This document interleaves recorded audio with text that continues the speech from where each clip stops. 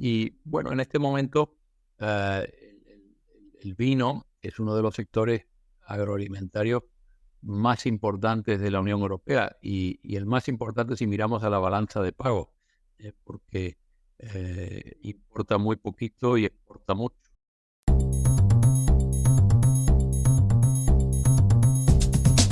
Bienvenidos a Pio Stocks y hoy tenemos como invitado a Mauricio González Gordon, jerezano de nacimiento, además nos habla desde Jerez.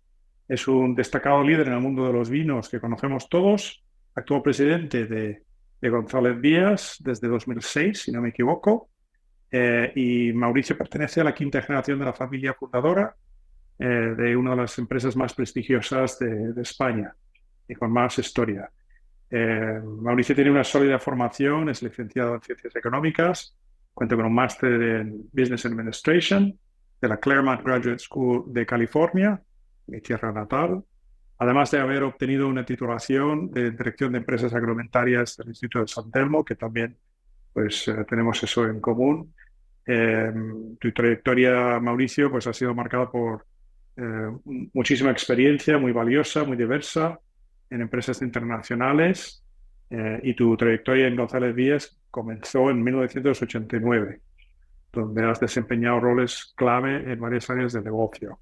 Te considero personalmente un líder visionario en la industria, con un nivel muy alto de compromiso, muchísima experiencia, que ha influido en el éxito y la evolución de González Vías y para nosotros, para Gilles, y para mí es un lujo poder estar contigo hoy. Pues encantado de estar con vosotros, Bill, y muchas gracias por vuestra invitación.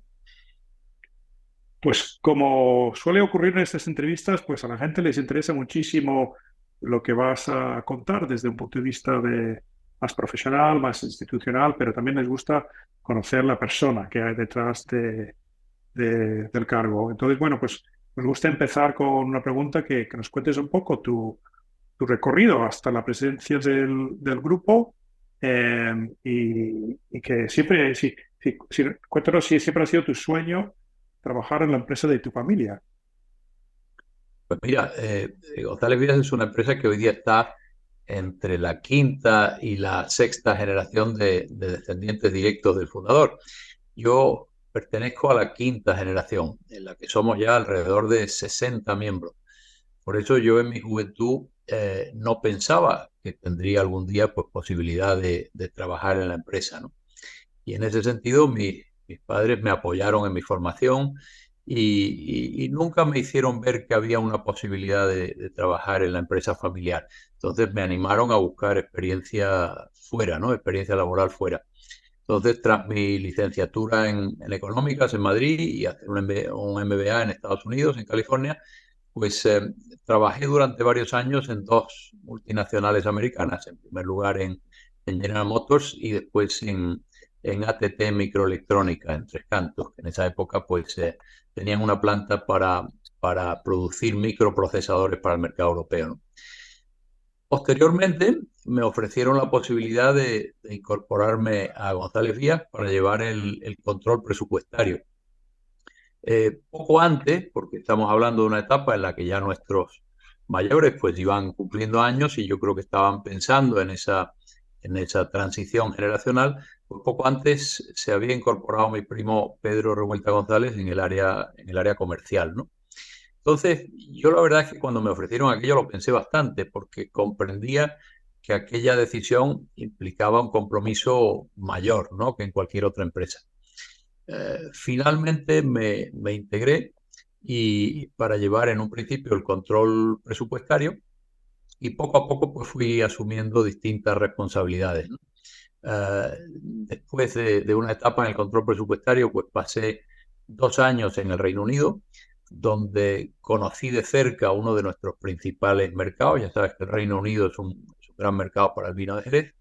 Y tuve la oportunidad también de vivir en primera persona pues, la experiencia de un proyecto de joint venture comercial con dos compañías francesas. Y aquello para mí fue me aportó mucho, ¿no? Porque estábamos hablando de un mercado sofisticado, un mercado importante para el Jerez y de tratar de temas comerciales con otras dos empresas muy relevantes. Después de esa experiencia volví a España y me incorporé o me integré en el área administrativa que estuve liderando, y al cabo del tiempo pues ya pasé a dirigir el área, lo que llamamos la división económica, que incorpora también la parte financiera. Después asumí la subdirección general, y aunque no estaba previsto, porque ya sabes que en nuestra compañía pues tenemos establecido que el director general debe ser no familiar, asumí por una cuestión, digamos, de necesidad temporal la dirección general durante algunos años. En esa etapa yo ya participaba en las reuniones del Consejo, aunque aún lo hacía sin representar acciones, en un formato que tenemos en nuestros estatutos y que yo creo que está muy bien pensado, porque a la persona de la familia joven le permite ir conociendo el funcionamiento del Consejo sin todavía pues asumir la responsabilidad de, digamos, de votar, ¿no? Y de representar acciones. Bueno, un tiempo después fui nombrado consejero, manteniendo mis responsabilidades y funciones delegadas, hasta que en 2006, como decías antes, pues el Consejo me nombró presidente, que es la responsabilidad que he venido manteniendo hasta la actualidad. Pues un recorrido muy interesante y una formación interna puesto al extranjero en mercados. Y tu formación de economista ha influido en tu manera de ser un director general. ¿Y cómo ves tu rol ahora en González Vallas? Bueno, a mí siempre me atrajo la economía, tanto la macro como la micro, ¿no? Que son la base de mi formación. Como os decía antes, al principio llevé el control presupuestario y trabajé bastante también en la contabilidad de costes, y eso me ayudó a conocer a fondo la empresa y todas sus constantes vitales, ¿no? Eh, la contabilidad de costes de una empresa de vinos es compleja porque son procesos largos, ¿no? No son procesos donde en un año completas la elaboración, ¿no? Entonces, verdaderamente aquello me interesó mucho y me ayudó mucho a conocer la empresa a fondo. Un poco después empecé a participar en la elaboración de los presupuestos anuales y eventualmente también en el desarrollo de los planes estratégicos. Y eso ya me acercó más al mercado y a todas las variables exógenas que nos afectaban, desde los clientes, los consumidores, a la competencia, eh, desde la macro a los temas de regulación, en definitiva, a todos los factores exógenos de nuestro sector. En definitiva, en esas dos etapas, pues yo creo que me dio la oportunidad de conocer a fondo primero la empresa y en segundo lugar el entorno en el que operábamos. Por lo tanto, yo diría que sí, que mi formación y desde luego después mis primeras responsabilidades en la empresa pues me ayudaron mucho a mis distintas responsabilidades, a poder, digamos, desenvolverme y aportar valor en esas responsabilidades. Aunque ya sabemos que, bueno, pues a las posiciones de dirección se puede llegar desde el ámbito financiero, desde el ámbito comercial o, ¿por qué no?, también desde el ámbito de la elaboración, ¿no? Pero en mi caso, pues, como digo, esa formación me ayudó mucho a conocer el negocio a fondo. Eh, las responsabilidades que yo he ido asumiendo desde la etapa de la presidencia, bueno, pues yo diría que están en línea con lo que es habitual en una presidencia. Es decir, por un lado, pues asegurar el buen funcionamiento del Consejo, de sus comisiones. Tenemos 3 comisiones, una permanente, una de nombramientos y retribuciones y una de auditoría. Y también los consejos de las compañías filiales. Tenemos 22 sociedades en el grupo y es importante que esos órganos estén bien alineados y que funcionen de una manera eficiente y rigurosa, ¿no? Por otro lado, y para mí es un área que me atrae mucho y que me resulta muy interesante, es el velar por la visión a largo plazo de la compañía y el mantenimiento de la estrategia, ¿no? Participando activamente en su desarrollo. Nosotros hacíamos hasta hace un tiempo planes estratégicos a 5 años, después los bajamos a 3, porque realmente pues estamos en un entorno pues más cambiante, más acelerado. Pero a mí siempre me pareció importante trabajar sobre las grandes tendencias de fondo y en mi responsabilidad he procurado que no dejáramos ese aspecto de la planificación y de la estrategia, que es decir, oye, ¿cómo vemos el entorno, cómo vemos la competencia a 10 años vistas? Y cómo consideramos que nosotros podemos aproximarnos a eso, ¿no? Aquí trabajando ya sin números, trabajando con conceptos, trabajando con tendencias, ¿no? Y bueno, pues ese ejercicio lo seguimos haciendo y después procuramos que esas grandes tendencias permeen gradualmente en los planes a 3 años, que son donde verdaderamente pues trabajamos la parte más numérica. Bueno, también me implico en los proyectos de inversión, procurando pues que estén perfectamente alineados con la estrategia, y esto para mí es algo importante también, ¿no? Porque es fácil a veces por una oportunidad atractiva pues desviarse de la línea marcada por la empresa. Entonces eso me parece un área muy relevante también. Por supuesto, pues la coordinación con la dirección general para asegurar que el consejo pues recibe la información más adecuada y suficiente para sus decisiones, pero también actúo un poco como correa de transmisión en ambos sentidos, es decir, para que el consejo esté al tanto de los temas más importantes, pero al mismo tiempo para que no le quitemos al director general más tiempo del estrictamente necesario y lo dejemos, pues, digamos, gestionar la estructura, que es lo más importante, ¿no?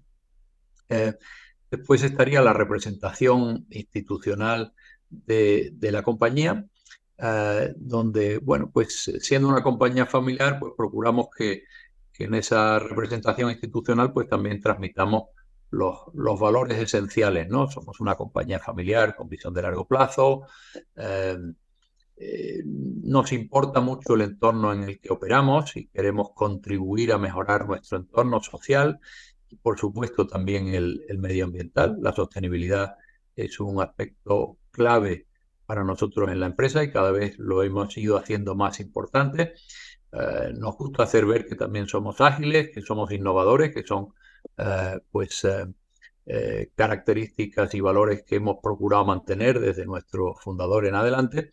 Y también pues que somos una empresa esencialmente marquista, ¿no? Es decir, que nos dedicamos a construir marcas a largo plazo que se vayan ganando pues la confianza y el respaldo de los consumidores, ¿no? Y después, ya para terminar, en este aspecto de las responsabilidades de la presidencia, pues estaría la representación en organizaciones sectoriales, porque ya sabemos que el sector del vino, sobre todo, más que el de las bebidas espirituosas, pues es un sector tremendamente atomizado, más de 4.000 bodegas en España, y por lo tanto, pues el estar cohesionados, el poder coordinarnos en aquellos temas que nos afectan a todos, pues es muy importante. Yo creo que todos tenemos que dedicar, especialmente las empresas de cierta dimensión, un poco de tiempo a esa defensa colectiva del sector, ¿no? Y finalmente, pues hay un aspecto también de contacto con los accionistas. Para nosotros es muy importante, no solamente con los accionistas familiares, que ya somos 165 accionistas familiares, sino también con nuestros accionistas, digamos, no familiares, que tenemos algunos más en las compañías filiales. Tenemos varias compañías, pues tenemos accionistas externos que lógicamente procuramos mantenernos pues muy coordinados y muy conectados con ellos. Y sobre todo con los familiares, pues procurar que no pierdan ese vínculo afectivo, esa cercanía con la empresa, que a lo largo de los años, a lo largo de las generaciones, hay el riesgo de que se vaya perdiendo y nos parece muy importante y muy útil pues procurar y ayudar a que se mantenga.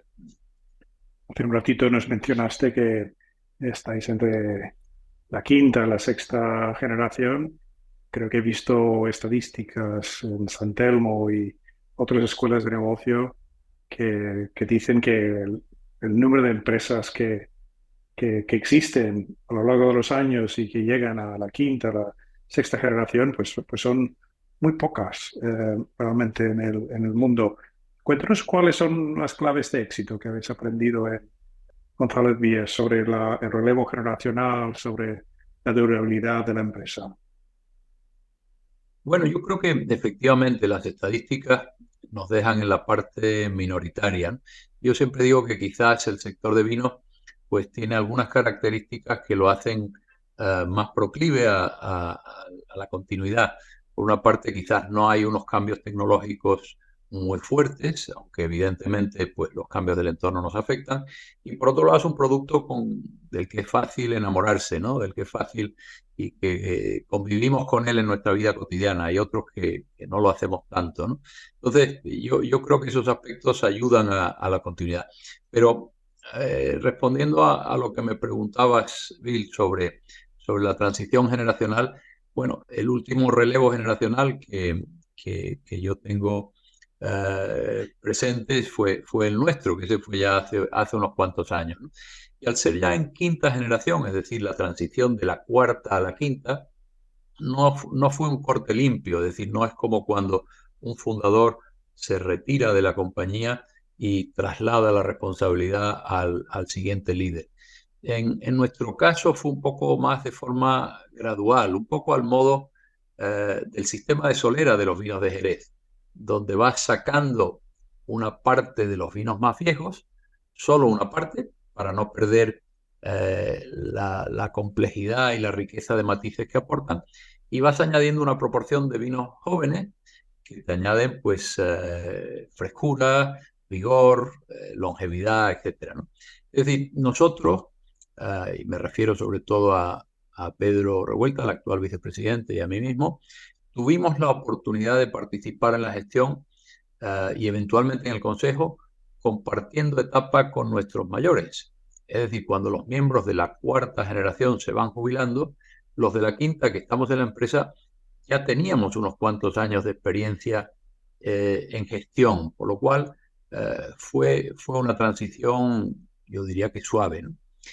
Y yo destacaría también, y me parece que fue muy importante, la actitud de nuestros mayores, es decir, de los miembros de la cuarta generación, y también del director general en aquella época, que yo creo que entendió perfectamente el proceso y nos facilitó el que nosotros participáramos en los temas más relevantes de la compañía y en el consejo, en una etapa en la que aún nosotros estábamos en la parte ejecutiva y reportábamos a directores no familiares o al director general, pero aún así pues nos facilitaron que estuviéramos en el consejo, presentes, con voz, sin voto, de forma que fuéramos aprendiendo también el funcionamiento de los órganos. Entonces, bueno, pues yo diría que esas son las dos grandes claves que yo viví entonces.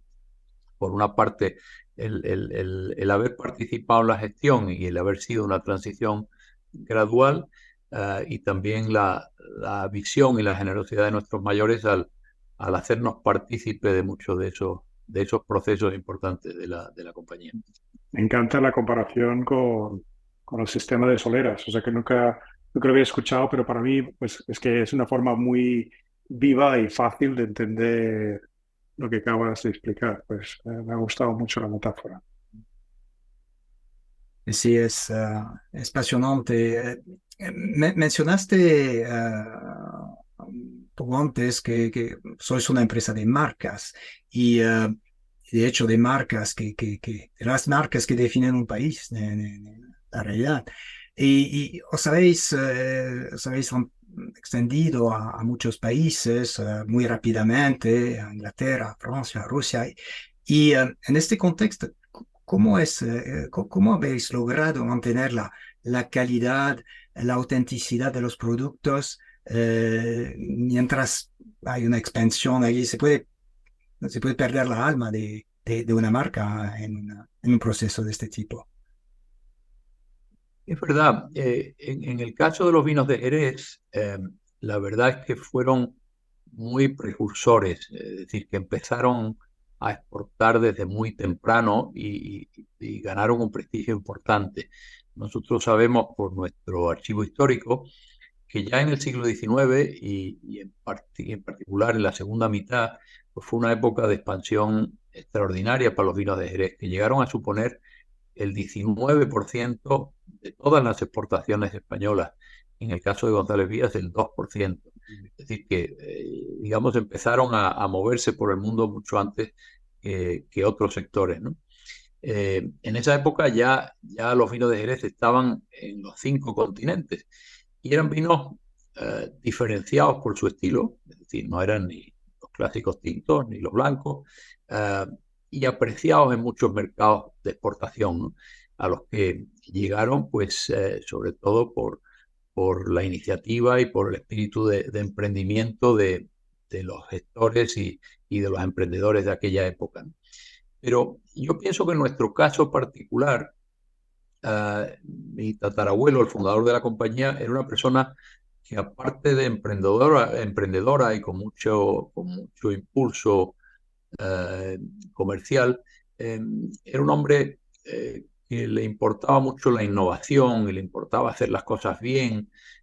Y entonces él estuvo, digamos, él fue incorporando todas las innovaciones de la época desde ya no solamente los procesos, desde la luz eléctrica que tuvo antes que el Ayuntamiento de Jerez, a los embotellados mecánicos, a cualquier cosa que surgía que él pensaba que podía ayudar en el proceso, ¿no?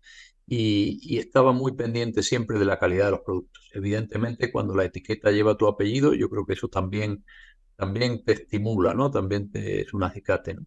Entonces, eso nos llevó a que ya entre la tercera y la cuarta generación, en los años 50 del siglo XX, pues González Vías fundó el primer laboratorio de investigación enológica privado de España, lo que nos dio una ventaja considerable, porque el vino en aquel entonces era una mezcla de ciencia y de arte, quizás más de arte que de ciencia, y aquella decisión, aquella apuesta por la ciencia y por la investigación, pues nos ayudó a conocer con mucha mayor profundidad los procesos, digamos, naturales del vino y por lo tanto a poder controlarlos mejor. Y hoy sabemos que aquello nos dio una ventaja competitiva importante, ¿no? Entonces, conscientes de eso, nosotros hoy día hemos procurado mantener ese enfoque hacia la investigación y la innovación. Porque además estamos actualmente en un mercado donde los gustos pues van cambiando de prisa, donde atendemos a muchísimos mercados y cada mercado tiene sus prioridades. Entonces nos parece que esa capacidad de no solamente de leer el mercado, sino de saber adaptarse rápidamente a él, pues es importante. Pero bueno, ya digo, eso inicialmente pues lo impulsó nuestro fundador y nosotros lo que hemos hecho es procurar seguir la estela. Pues estaba explicando sobre esto, sobre el desarrollo internacional vuestro. Creo que en base a las cifras que yo he visto, tenéis como un 70% de la facturación en el exterior. Para algunos yo creo que lo pueden mirar un poco con envidia, los que no han hecho este trabajo durante décadas de internacionalización. Otros lo pueden ver con complejidad. Yo imagino que hace mucho más complicado la gestión del negocio. La pregunta que te quería hacer yo, Mauricio, es ¿cómo os ayuda en la gestión de vuestro negocio tener una presencia tan fuerte a nivel internacional? Pues yo diría que es una ayuda muy importante y recientemente lo hemos visto sobre todo en los momentos de la pandemia, pero bueno, eso es una circunstancia puntual. Pero en general, pues es una manera de diversificar el riesgo y también de aprovechar oportunidades de crecimiento. Y bueno, pues esa internacionalidad ya la traía el Jerez en buena medida. Como sabéis, el Jerez viene exportando pues alrededor de un 70% de su producción. Y como comentamos hace un momento, pues eso viene de muy atrás, viene del siglo XIX. Entonces, a medida que nosotros iniciamos un proceso de diversificación hacia otros orígenes vitivinícolas, hoy 12 en total, hemos procurado aprovechar esa presencia de nuestras marcas de vinos de Jerez, y en particular de Tío Pepe, para ir abriéndole la puerta a nuestros nuevos orígenes, es decir, a los de más reciente incorporación. Bueno, Rioja ya llevamos bastantes años, pero a Rías Baixas, a Rueda, a Ribera. Cava, bueno, pues ya tenía más presencia internacional, pero hemos procurado aprovechar tanto la presencia del Jerez en los mercados internacionales como nuestros contactos con distribuidores para ir abriendo esa puerta, ¿no? Entonces, a través de ese proceso, pues también fuimos identificando nuestros mercados prioritarios, que, bueno, pues a lo largo de algunos años, esencialmente los tres principales que identificamos eran Reino Unido, México y Estados Unidos. Algunos por la presencia histórica del Jerez, como es el caso de Reino Unido. Otros por su crecimiento y por su potencial en los vinos y también en los licores, como es el caso de México. Y en el caso de Estados Unidos, porque es el primer mercado del mundo de vino, tanto en volumen como en valor. Entonces, a partir de ahí, en algunos casos ya teníamos un volumen, digamos, que justificaba el desarrollo de una estructura de comercialización en esos mercados, pero en otros casos lo que buscamos fue, pues, llevar a cabo inversiones, adquisiciones que nos dieran masa crítica para ayudarnos en esos mercados que habíamos identificado como prioritarios y que nos permitieran y justificaran económicamente, pues, tener una estructura de distribución, ¿no? Entonces, ese fue el caso, por ejemplo, de la bodega Veramonte en Chile, donde invertimos en 2016, cuyo principal mercado es Estados Unidos. Entonces, bueno, por una parte nos parecía que ya la empresa en un mundo global pues podía empezar a invertir en producción fuera de España y que teníamos equipo como para gestionar esas iniciativas, pero por otro lado que era una manera de ayudar a un mercado que ya habíamos identificado como prioritario. Posteriormente nos surgió la oportunidad de comprar Pedro Domecq, que era una empresa y marca que tenía Pernod Ricard en aquel momento, y en 2017 pues pudimos hacernos con la marca, que tenía el 70% de su actividad en México, por lo cual pues ya teníamos una distribuidora allí, pues pasamos de ser una pequeña compañía a ser la quinta distribuidora del país, lo cual nos daba pues la posibilidad de desarrollar muchas de nuestras marcas en España, ¿no? Y bueno, pues también con alguna presencia en Estados Unidos, ¿no? De forma que poco a poco, gradualmente, diría que en los últimos 25 años, pues González Vías ha pasado de ser una empresa esencialmente exportadora a una compañía más internacional, con equipos formados con capacidad para gestionar en diferentes mercados, lo cual, como decía al principio, pues nos permite diversificar el riesgo y aprovechar más oportunidades, tanto para marcas propias como para marcas de terceros, que a veces pues nos sirven para complementar nuestro portafolio.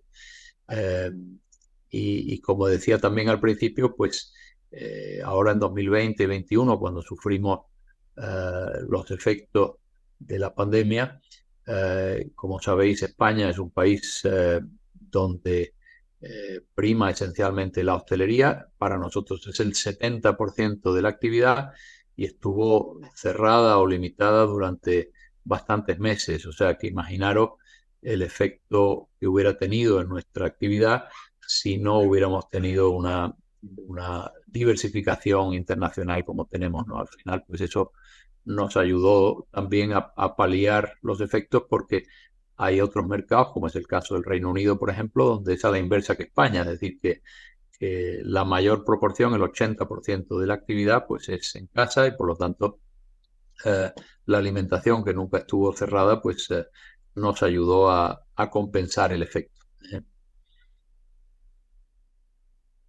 Sí, esta diversificación internacional de marcas, no deja que cuando uno piensa en González Vallas, piensa una marca que es Tío Pepe.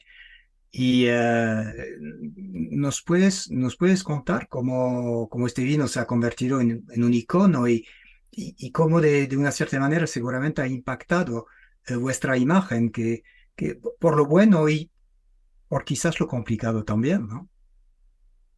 Bueno, Tío Pepe, quizás lo hayáis oído, surge de una forma muy natural, muy espontánea.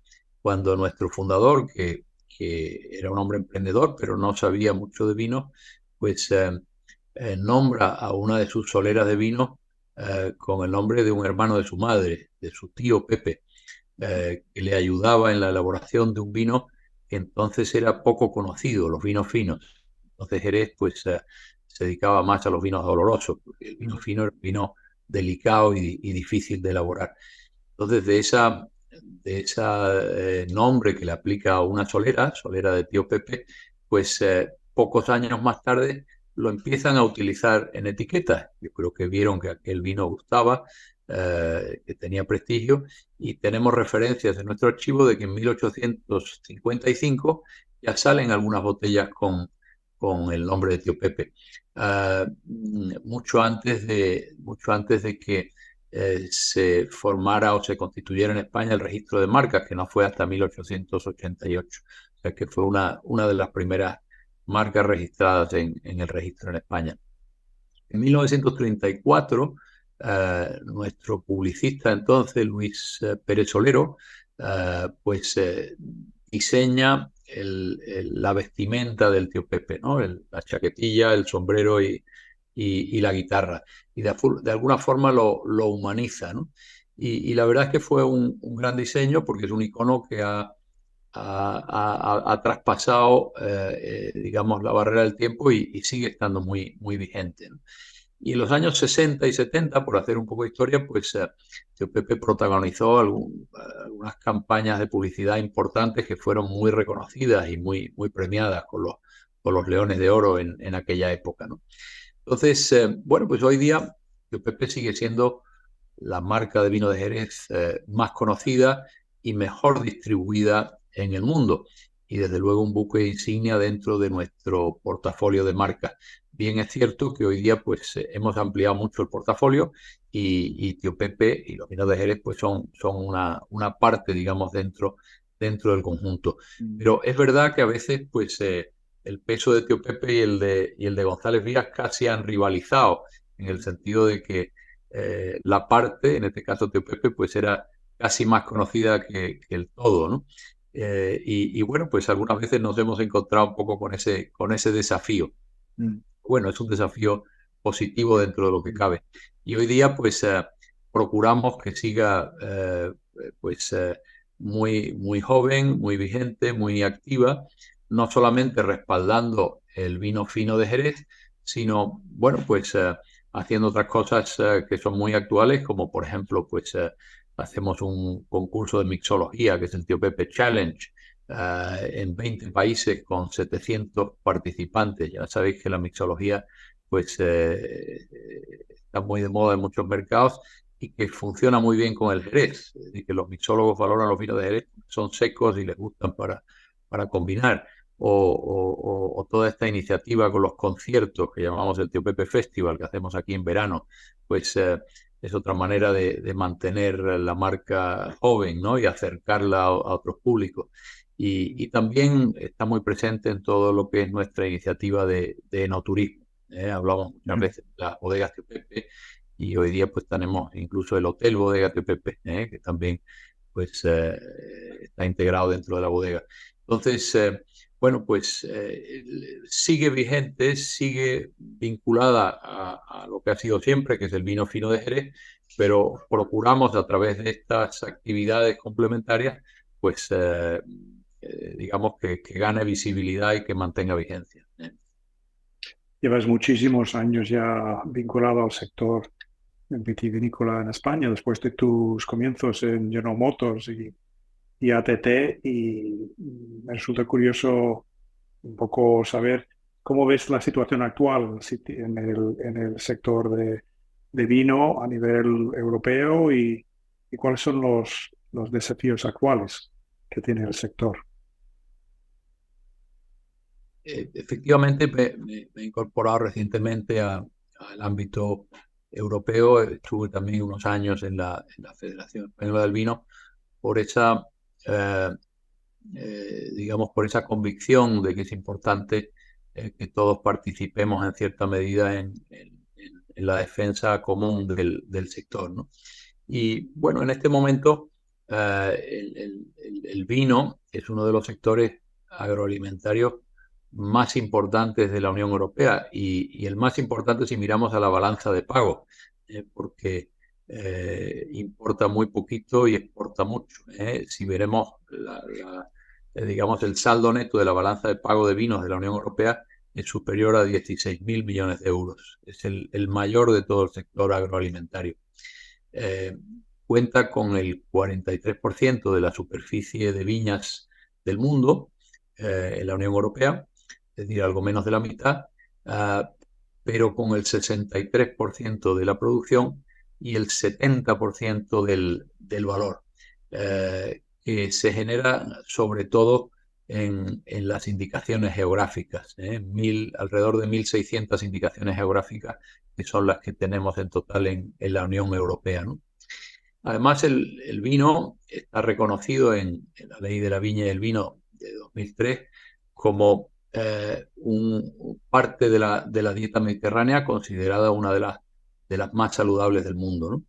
Y lo que pasa es que al ser un producto alimentario con contenido alcohólico, pues es uno de los productos más regulados, ¿no? Pero me preguntabas por los desafíos, es decir, partiendo de esa importancia, que no es solamente económica, sino también pues de presencia por la cantidad de zonas geográficas donde está, de lo que contribuye pues al sostenimiento de áreas rurales donde no hay otros cultivos posibles y a la fijación de poblaciones en pequeñas poblaciones, y por supuesto muchos temas culturales, al enoturismo, etcétera. Yo diría que hoy día el vino en Europa afronta tres grandes desafíos. Uno es el de la competitividad. La competitividad frente a los vinos de fuera de Europa, por supuesto, pero también frente a otras bebidas, ¿no? Y vamos viendo cómo, bueno, pues hay otras categorías que están haciendo incursiones importantes en el mercado. En definitiva, pues al final dependerá de las regulaciones, ya sean agrícolas, comerciales, fiscales, y también de nuestra capacidad de adaptarnos a las nuevas circunstancias del mercado. Por otro lado, está el reto medioambiental, por el efecto del calentamiento global. Claro, como decía antes, la mayoría de los vinos, o por lo menos desde el punto de vista del valor en Europa, están acogidos a indicaciones geográficas. Por lo tanto, eso quiere decir que no te puedes desplazar, que no te puedes deslocalizar para irte a producir a zonas más frescas, ¿no? Entonces, bueno, pues ahí tenemos un riesgo, que es el de que algunas zonas puedan devenir no aptas o al menos modificar la tipicidad de los vinos de esas zonas, ¿no? Y también el tema medioambiental en el sentido de cómo perciban los consumidores que en el sector nos estamos adaptando a esos desafíos. Es decir, pues si estamos si estamos reduciendo el peso de las botellas, si estamos consumiendo menos energía, si estamos consumiendo menos agua, si estamos emitiendo menos residuos. Evidentemente el vino no es uno de los sectores más contaminantes ni más emisores de gases de efecto invernadero, pero yo creo que cada vez es más importante el ser visto como responsables y sobre todo actuar de una forma que sea ejemplar para otros sectores. Y el tercer gran desafío que yo veo hoy día en los vinos europeos es el tema de vino y sociedad, o si queréis más específicamente, vino y salud, ¿no? Vivimos en una en una sociedad cada vez más preocupada por la salud. Eso quizás se ha acentuado después de la pandemia. Los reguladores pues cada vez toman más iniciativas en ese sentido y bueno, pues ahora mismo hay un debate abierto sobre el efecto de las bebidas alcohólicas en general y del vino en particular sobre la salud, ¿no? Hasta ahora siempre hemos entendido, defendido y lo hemos respaldado con estudios científicos que un consumo moderado de vino es compatible con un estilo de vida saludable dentro de la dieta mediterránea, ¿no? Y bueno, ahora empiezan a aparecer estudios que ponen eso en cuestión. Entonces, bueno, pues ahí tenemos un desafío que dependerá de lo que diga la investigación científica, de las restricciones legales que se vayan imponiendo y de cómo nos perciban los consumidores, ¿no?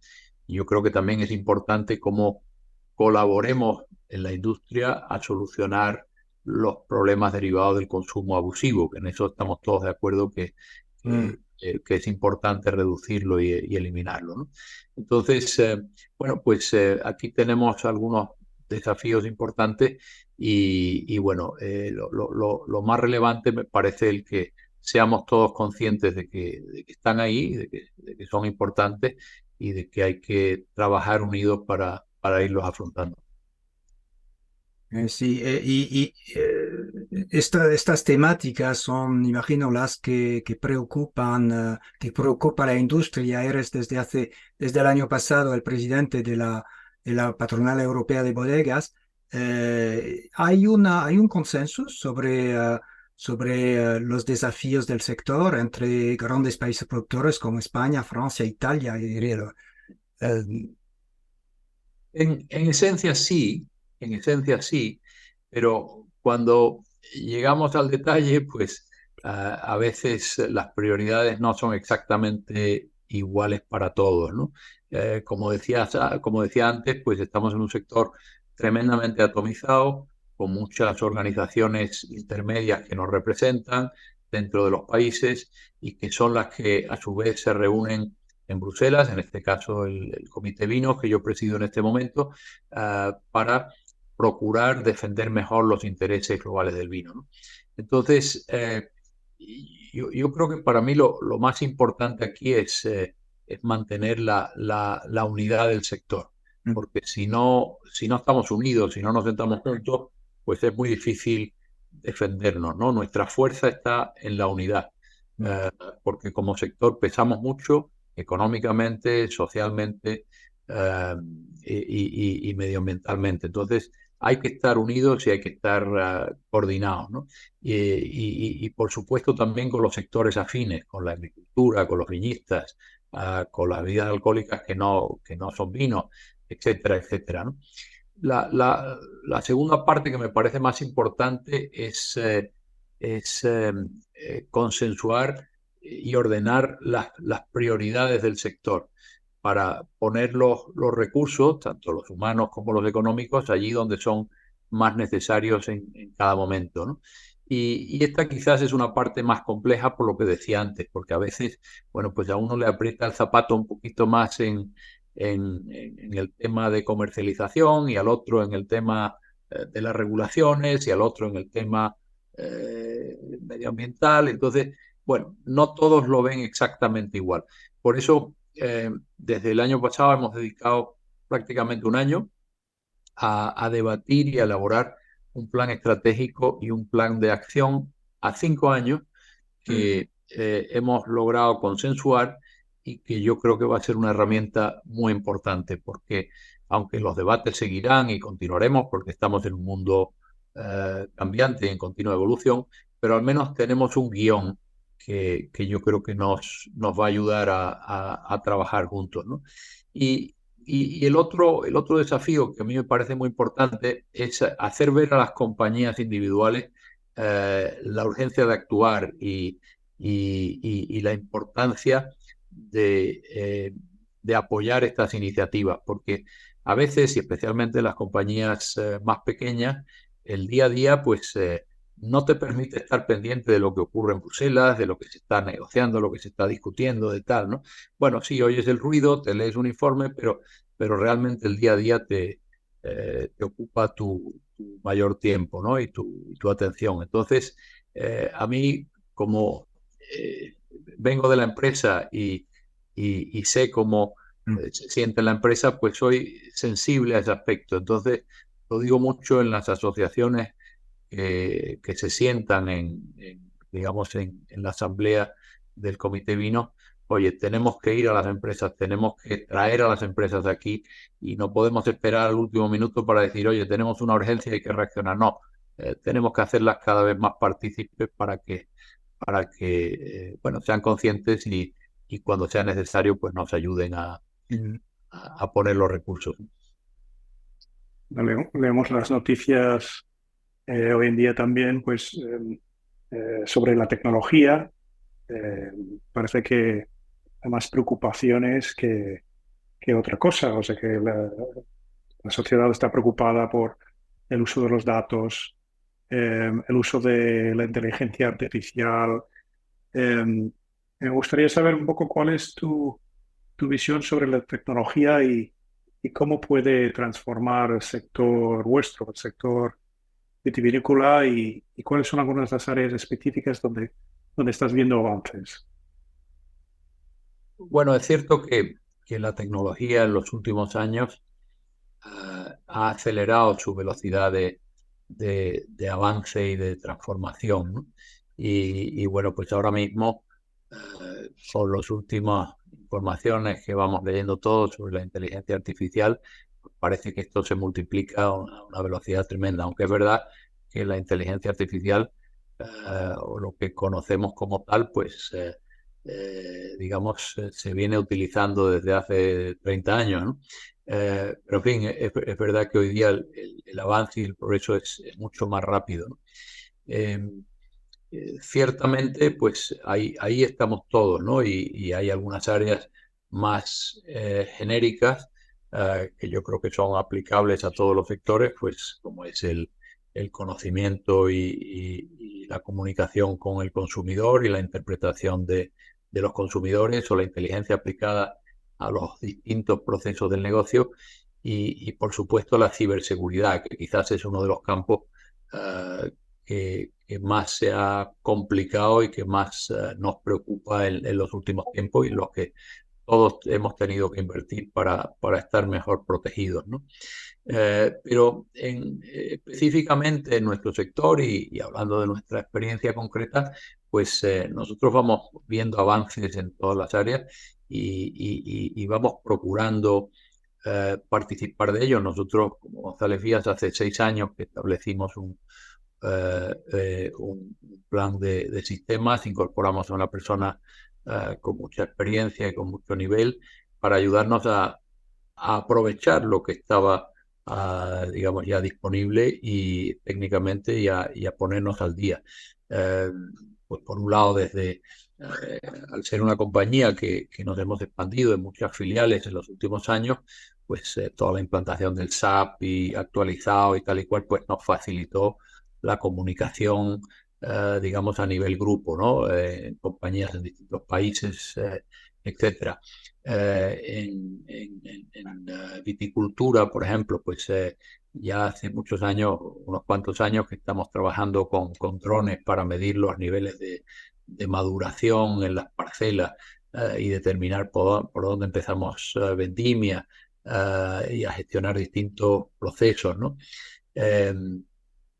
Por supuesto, yo creo que la inteligencia artificial nos va a ayudar también a modelizar todo el tema de cambio climático y calentamiento en las zonas donde elaboramos y a predecir, bueno, pues cómo se van a ver afectadas. Nosotros estamos trabajando ya en muchas iniciativas para digamos, reducir los efectos, ¿no? Tanto en sistemas de cultivo como en sistemas de poda, en orientaciones de plantación, en clones, etcétera, etcétera, etcétera, ¿no?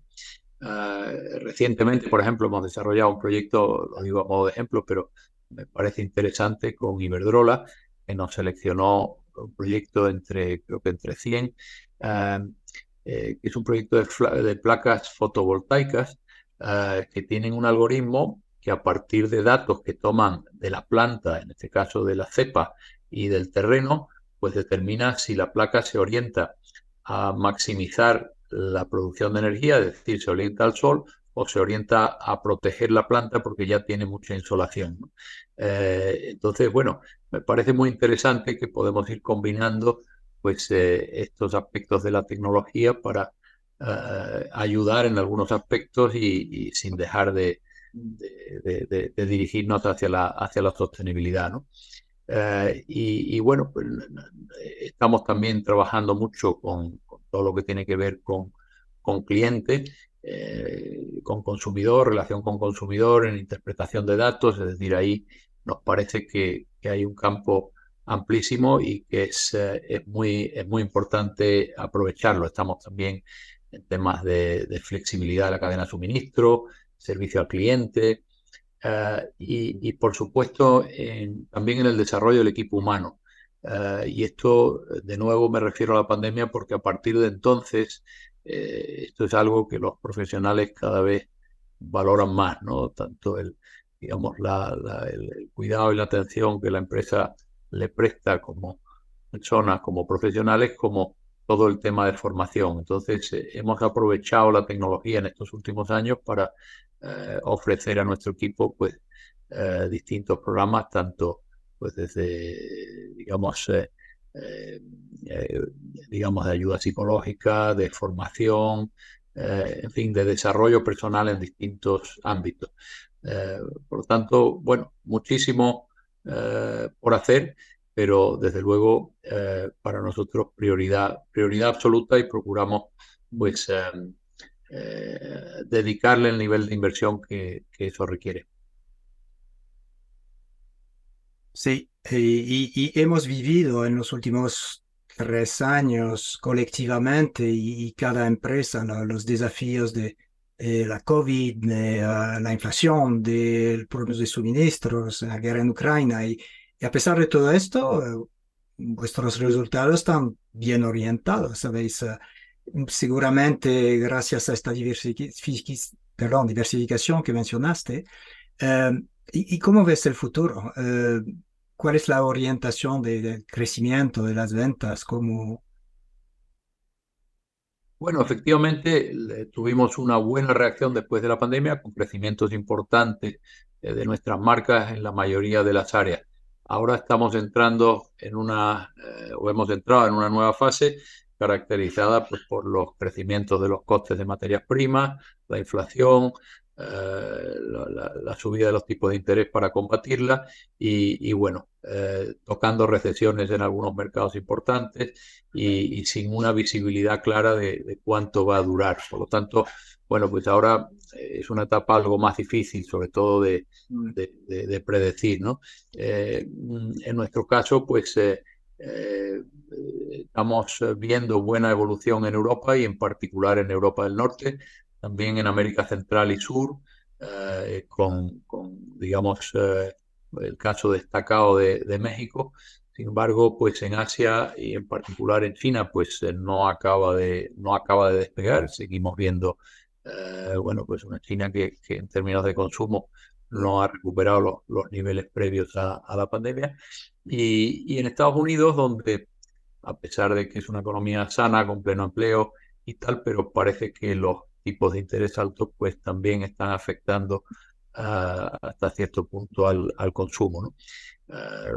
Entonces, bueno, pues el mundo está repartido un poquito en este caso y pendientes de ver cómo evoluciona.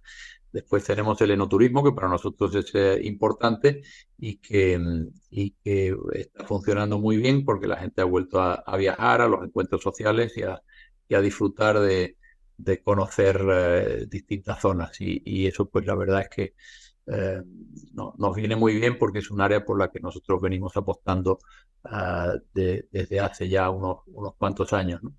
Entonces, bueno, los próximos años esperamos, a pesar de que prevemos pues una cierta estabilidad, digamos, en el crecimiento del consumo visto a nivel global, pero nosotros hemos proyectado crecimientos de alrededor del 7% en los próximos 3 años, pues basados en el desarrollo de las marcas que hemos venido incorporando a lo largo de los últimos años, algunos lanzamientos, también el desarrollo de algunas marcas consolidadas, como es el caso de Veronia, por ejemplo, en La Rioja. Y bueno, sobre todo, y por mencionar un área, el área de América, continente completo, en el que, como comenté antes, pues hemos venido invirtiendo a lo largo de los últimos años y que ya supone un 34% de la facturación de González Vías y donde vemos un potencial de continuar creciendo. Ya para finalizar, pues quería hacerte una última pregunta. En un momento de la conversación, yo creo que fue al principio, decías que cuando te ofrecieron, yo creo que fue el cargo de primer ejecutivo, cuando en la compañía tuviste que parar un momento a reflexionar sobre la responsabilidad que conlleva formar parte del liderazgo de una compañía que está ya en la quinta generación de tu familia. Eh, También, de cierta forma, a los españoles sentimos que González Vías es un poco nuestro también, o sea, que es parte de la cultura española, una marca icónica. Entonces, eso es un cargo de responsabilidad bastante importante, el legado que deja después de gestionar un negocio así. Y mi última pregunta que quería hacerte es, cuál es tu visión muy personal sobre el legado que González Vías quiere dejar en la industria del vino y de los espíritus en España? Bueno, es verdad, Bill, que nosotros, me refiero a nuestra generación, a los que estamos ahora mismo pues administrando la compañía, sentimos esa responsabilidad porque hemos recibido un legado y tenemos la responsabilidad de entregarlo a la siguiente generación, pues a ser posible acrecentado. Entonces, yo te diría que nuestra visión, la de mi generación en ese sentido, pues es el ser capaces de traspasar a la sexta generación una compañía familiar, que siga siendo familiar, rentable y competitiva, que continúe pues siendo una buena muestra de la diversidad enológica de España, que es uno de los objetivos que nos hemos planteado a lo largo de los últimos años, es decir, estar presente en las principales áreas enológicas, en las principales zonas vitivinícolas de España y tener un buen muestrario de lo que es esa diversidad y esa riqueza vitivinícola española. Que sigamos siendo una compañía muy responsable con las comunidades donde operamos y con el tema medioambiental, es decir, que tenemos una absoluta vocación por estar integrado en esas comunidades, aportando valor y también por ser, llegar a ser neutros en el tema, digamos, de emisiones, para que no, digamos, de nuestra participación, pues no haya ninguna consecuencia medioambiental negativa. Y bueno, pues cumplir con nuestro propósito, que lo establecimos hace algún tiempo, que es que las personas vivan intensamente su tiempo más preciado, que es el tiempo de disfrutar y de compartir. O sea, en definitiva, pues aspiramos a ser reconocidos como una compañía referente a nivel global, pues, por actuar adecuadamente en todas estas áreas y bueno, pues por tener una colección de marcas que sean respetadas y que sean reconocidas y demandadas por los consumidores. Creo que es un gran legado y además yo creo que lo vais a lograr, está en buenas manos. Te queremos dar las gracias, Mauricio, nos has dedicado un buen tiempo hoy. Siempre que paso tengo la oportunidad de charlar contigo, pues me quedo con una sensación fantástica sobre la empresa y sobre ti mismo como persona. Te lo agradecemos de corazón y esperamos verte en persona pronto. Pues muchísimas gracias a vosotros. Me ha encantado charlar un poquito. Bueno, ya sabéis que uno se apasiona cuando habla de las cosas que le gustan y en las que trabaja día a día. Y bueno, pues ha sido un verdadero placer. Muchísimas gracias por vuestro interés.